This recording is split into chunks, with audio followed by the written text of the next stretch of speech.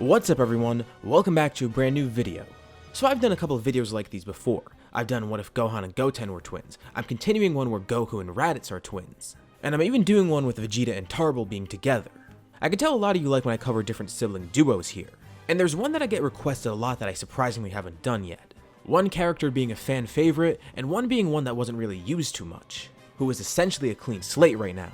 Well, besides a little bit of GT, I'm talking about Trunks and Bulla. So today we have a scenario where they're both born at the same time, and we'll get to see how much this affects the story. However, we're not starting in GT. Not even the Buu Saga either. We can actually start further before that. For this video, let's hit a like goal of 3,000 likes, and once we hit that, I'll continue with a brand new part. Anyways, let's begin. In the future timeline, Trunks arrives back. This was after his first trip to the past, when he delivered the heart medicine and told everyone about the androids. And thankfully, he was able to remain undercover. Goku, and unknowingly Piccolo, did learn about Trunks' origins. But no one else knew, so it seemed to go all well. He's first greeted by Bulma, and tells her that it all went good. And now they just need to wait a bit to go back in time again. And the two are feeling pretty optimistic. A voice then calls out as a girl runs down the hall. She goes to hug Trunks, glad to see that he's okay. This is Bulla, Trunks' twin sister. Twin in the sense that they were born at the same time, not in terms of looks. She did want to go back in time, but she couldn't because she looked so similar to Bulma. It would have obviously tipped everyone off. Trunks at least looked more unique, but Bulla's resemblance prevented her from going back. But Trunks reminds her that next time, she'll be able to come, since the two of them should be born at that point and they won't be messing up anything. And he's gonna need the help. Bulla is not so dissimilar from Trunks, but also takes a lot after Bulma.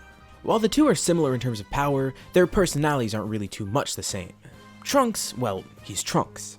While Bulla is more so a mix between Trunks, Gohan, and Bulma. She's very technically inclined too, actually being one of the people to help build the time machine. We'll see more of this as this part continues. So what's happened so far in this timeline? Well, let's rewind a bit. Not long before the androids attacked and before Goku died, Bulma ended up having twins, with Vegeta as the father. He would have loved to give them Saiyan names, but Bulma ended up giving them the names instead, Trunks and Bulla. But sadly the androids ended up attacking. Most of our heroes died, with one survivor, Gohan. And Yajirobe too. But alongside Gohan, Bulma, and Chi-Chi, these two are the last survivors.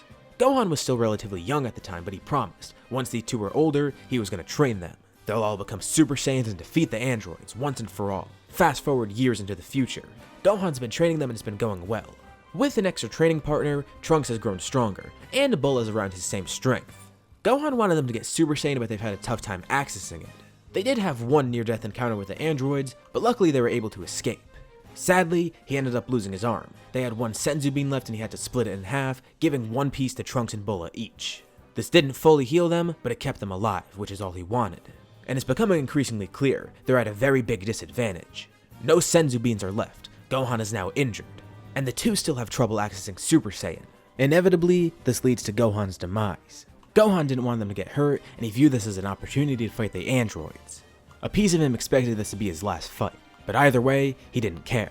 If he dies here, he leaves two brilliant fighters behind, and he's confident, no matter what, Trunks and Bulla can do this. As he knocks his two students unconscious, he says his last goodbye just in case, heading into the city for the final battle of his life. He puts up a valiant effort against the androids, with him meeting the same fate that he originally did. But from this, there is some hope. Carrying on the torch that he passed, now with Super Saiyan, Trunks and Bulla will save the future. As usual, 3 years pass in the present timeline, and the two then decide to head back. Trunks and Bulla ended up getting there a bit after the androids arrive, or so it seems, but they hope all is going well. They head towards the city, and near it, they see smoke emanating from an area, where they sense some other powers. They sense keys from people like Piccolo, Vegeta, and Gohan. And they do sense Goku, but his ki is very weak, and he seems to be heading away from the area with some other people. This is a bit concerning, but they still remain confident. Bulla is actually excited to see Vegeta, but Trunks reminds her that they have to remain focused and get there quick. At first, they see Trunks arrive with the girl and get confused, but then it all seems to click once they realize what's going on. Vegeta recently had twins, and wouldn't you know it, one of them is named Trunks. Not to mention, he had a sister that had a striking resemblance to Bulma. Trunks and Bulla end up confirming this, and that's why Bulla didn't come back last time. They didn't want to raise any alarms because she looked pretty much the same as Bulma. That may have blown their cover. They're happy to hear that they were born here, but still concerned to hear the news. There's two other androids here, not the same ones that they had in their timeline. Plus, Goku never took his medicine and now fell ill to the heart virus. They can only hope for the best for him now, but the medicine should be able to work. Of course, this interests Vegeta, so these two are his kids from the future. On one hand, he hopes they live up to his expectations, but on another, he views them as competition. Vegeta at this point in the story was still a pretty cold person, and just because Bulla's here doesn't mean it's going to change him much. At least not yet. We'll maintain a focus on Vegeta as we go along. The group ends up finding Jiro's lab, and much of this goes like normal up until when the androids are awoken. The group doesn't stand much of a chance against the androids though. Trunks and Bulla are the strongest of the group right now, and even with their power combined, they could barely take on one android, much less two of them who are stronger, and 16 on top of that. So the results of this first encounter remain the same. The group loses as the androids head off. The group bides their time right now, as Goku eventually ends up waking up from the heart virus, with the androids still set on tracking him down. But alongside Krillin, Trunks and Bulla end up going back to Jiro's lab, seeing if they could find any clues. They begin analyzing Jiro's blueprints, as well as destroying present Cell. They're a bit concerned to see Cell though, because if he's here in this timeline, maybe he exists in the future too. But on the bright side, Bulla found something really interesting. From analyzing the blueprints, she found out that the androids have a weak spot. Well, not really a weak spot, more so, it's essentially a kill switch. Like, literally, they have bombs in them. She thinks that they can make a device to actually kill the androids, one which they can use here and in the future timeline. She'll take the blueprints to Bulma in the meantime so she can make them while they train, as well as meeting up with Goku, who is now healed. Goku already knew about Trunks, but he never mentioned Bulla, which is why her being here is such a shock. Goku was actually worried when Bulma gave birth to 2 kids here instead of 1. But this comes as a relief. Goku's glad because it seems things are going normally for them. But sadly, that doesn't matter. The twins see that this timeline is far different from theirs now. Regardless, they'll still work to fight the androids here and eventually head back home and do the same. Goku has told everyone they could train in the Room of Spirit and Time, and he tells Vegeta that he can go in first. Vegeta says he's going to bring his 2 kids in, but Goku tells Vegeta there's only enough food in there for 2 people to last a year. It's not like Vegeta's going to play favorites here. Even if it does mean his training's going to be cut short, he wants to bring both of them in at once, both to test their power and to strengthen him. He wonders if these 2 are above him in terms of power right now, and he really wants to see what they're made of. So, he doesn't care if the time is cut short. These 3 are the first to head in. He tells the 2 kids to listen carefully. He'll help them go past Super Saiyan. Sure, the 3 of them are strong now, but Vegeta aims to go above that, and tells Trunks and Bulla that he has high expectations, wanting them to achieve the same and no less. He wants to make sure that they don't disappoint. During their training, he's actually impressed with the power of them.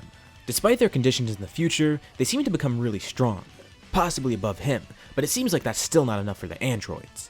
The 3 start their rigorous training to go above Super Saiyan, wanting to find out how to get the maximum power out of the form. Inevitably, Trunks and Vegeta access Grade 3, and here's where Vegeta quickly comes to learn that Bulla is more like her mother if anything. Not to say that Trunks isn't smart, but here's where Bulla's intellect comes in. She also gets Grade 3, but just as Vegeta thinks, she views this form as useless. Sure, it's strong, but it's very bulky and makes everyone slow. And while Vegeta just wants to stop at Grade 2, she decides she wants to go further, and brings up one simple idea: efficiency. Vegeta and Trunks are confused, but she explains. They have to find a way to use Super Saiyan at its maximum power, and train with that somehow. Grade 3 is bulky, but it does still have that power with it. So somehow, they need to work with this power, and figure out ways to make it not draining and not bulky.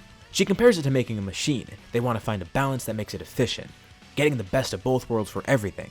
She says Vegeta's jumping the gun by saying it's useless because this is a necessary step. And she says the same for Trunks because Trunks views this as a powerful form, but doesn't realize that the bulkiness will inhibit his abilities. So, the 3 of them continue, and the net result of this training leaves them much stronger. Beforehand, Bulla and Trunks are only slightly above the canon version of Trunks in terms of power. But, after their training, all 3 of them are above Vegeta and Trunks after their training in canon. Their time was cut short, but with an extra person training, that means they had extra muscle and extra intellect, allowing them to get stronger and go above Grade 3. Towards the end of their training, Vegeta was able to come up with a great idea, something stronger than the other Super Saiyan grades, but he's not entirely sure yet. It remains to be tested in battle, and it's perfect timing too, because they're about to exit the room. On the outside, things begin normally, up until when Piccolo faces 17. Right before this fight begins, Vegeta and Co exit the Room of Spirit and Time, remaining on the lookout as Goku and Gohan go inside. Originally, Trunks and Vegeta exited after the moment when Tenshinhan was trying to fight Cell, around that time where he got saved by Goku, but since they had less food and less time, they left a lot earlier. So they're out a few hours beforehand, meaning they're able to witness the fight between Piccolo and 17, at least trying to sense it from the lookout. And with this, they actually decide to head down there, but by the time they've arrived, Cell has already absorbed 17. However, this is still a good time to intervene. 16 and 18 get out of there quickly, since 18 will either get absorbed by Cell, or the two of them will get killed by the Saiyans. Piccolo joins the three of them in their fight, thanking them for being here, as Tenshinhan watches from a distance. Cell is pretty confident with his new form, ready to fight the four of them, but Vegeta goes up first, and he shows off his newest power. And to his surprise, it actually works. Trunks, Bulla, and Piccolo are all amazed. Vegeta is in Super Saiyan, but he looks incredibly calm. He's now in Super Saiyan Grade 4, and has a clear advantage against Cell.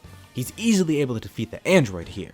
Happy to claim victory, he's about to finish Cell off, but Cell is able to think quick here.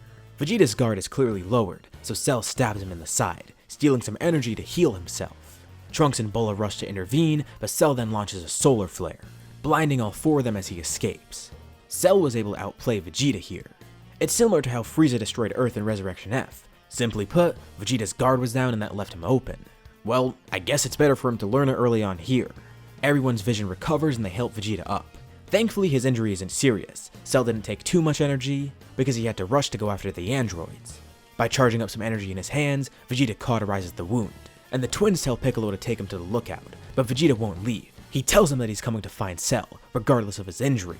Of course he needs some help though, so Piccolo gives him a hand as he tries to regain his composure, propping Vegeta up on him as they all fly towards where they think Cell is headed. And still, watching from a distance, Tenshinhan is just speechless. Luckily for him, he didn't need to get seriously injured here, and he heads back to Kame House to tell everyone the news. 16 and 18 were able to get a bit far, but Cell eventually catches up to them. They're hiding on an island nearby, and Cell knows exactly which one they're on. The two androids look up in the sky and see there's a blinding red light. Cell is charging a blast, getting ready to destroy the entire island. He launches it, as 16 and 18 then jump out to try and defend against it. Even with their own blast, the beam is too strong, and they're overtaken. 16 is barely able to protect 18, as Cell's beam then consumes the island. Well, save wasn't really a proper word, because there on the island, Cell descends and finds a mangled android 16 and a half-dead android 18, who is unconscious. Of course, the heroes obviously saw this and were rushing over, but Cell had the head start.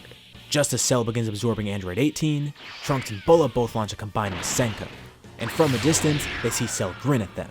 As the beam then connects, exploding. Did they kill him? Vegeta weakly watches, cursing himself as he sees.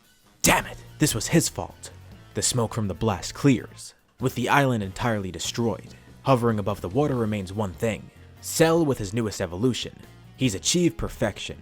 The group watches in horror as his new form is revealed. Meanwhile, Goku and Gohan continue their training in the Room of Spirit and Time, not knowing of what horrors await on the outside.